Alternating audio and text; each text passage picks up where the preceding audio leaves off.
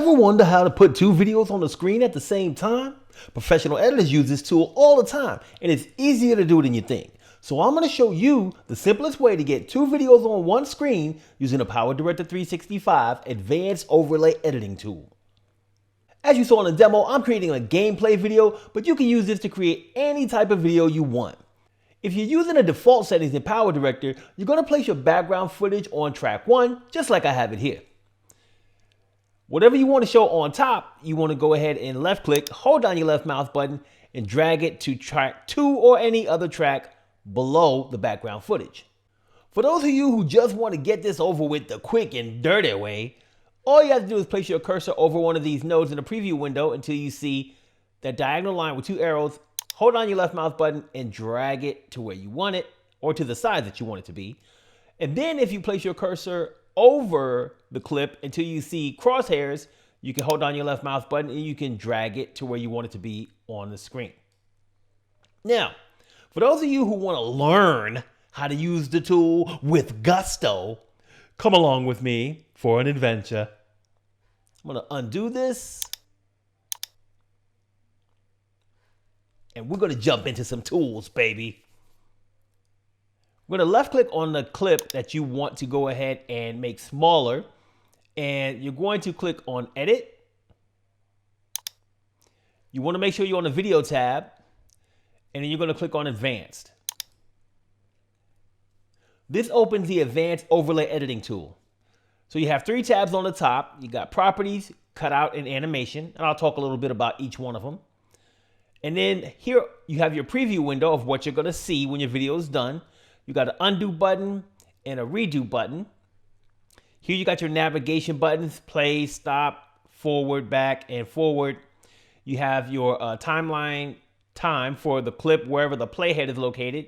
You have the capability to fit the window to your screen. You can show all the tracks that are underneath this track or just this track. You can have snapping enabled and enable grid lines, like if you want to have the rule of thirds on the screen. And then if you want to, you can make this full screen. Now, underneath the preview window, you got your timeline.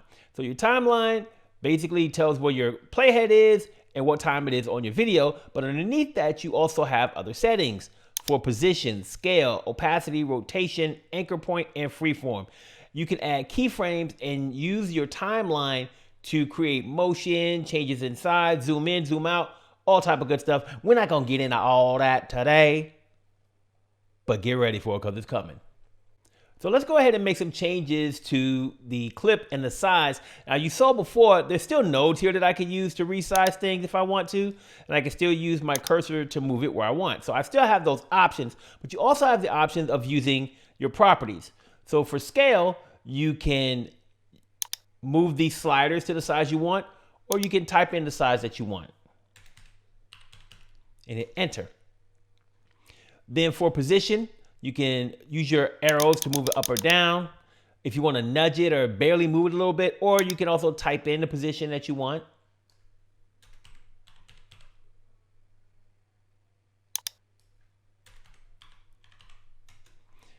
So you might be like, Malik, why you got this off to the side of the screen over here? Well, you know, in order for me to create that circle that you saw at the beginning, I need to place this in a position where I want it. So, you know, you'll see later what I'm talking about. Now, if I close up the position, you also see, well, let's open this back up real quick. There's some other options on here, your anchor point, whether you want to flip the image horizontally or vertically. You have the blend mode that you can add to it if you want to add screen or multiply or some other blend mode. You can fade in and fade out if you want. You can add a border.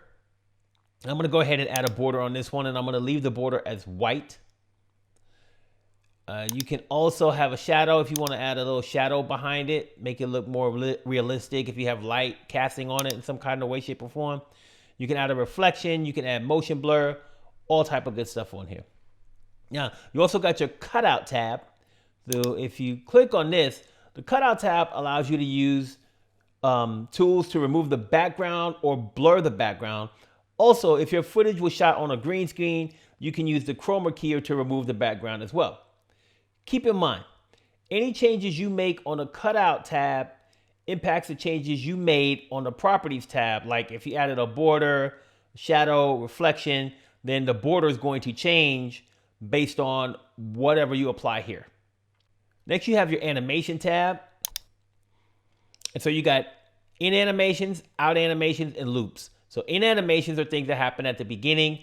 Out animations are things that happen at the end of the clip. And then loop just keeps going over and over until your clip gets to the end.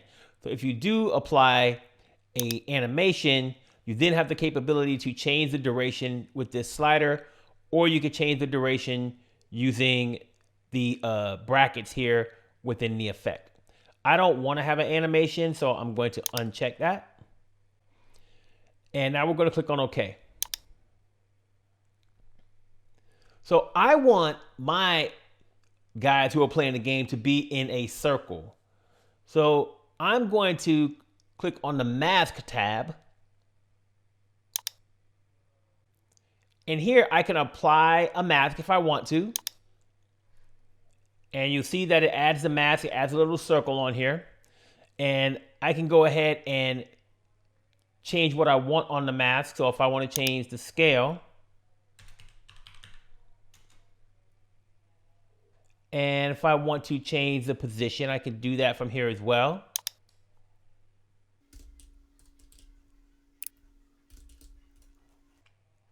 Now, if you want to have more settings, you can click on Advanced. And you'll see all these additional settings, timeline, similar to what you saw on the Advanced for the overlay editing tool. I'm gonna click on OK. The beauty of the Advanced overlay editing tool is that it can also be used to make effects like this. Don't forget to subscribe for more PowerDirector love. See you next time.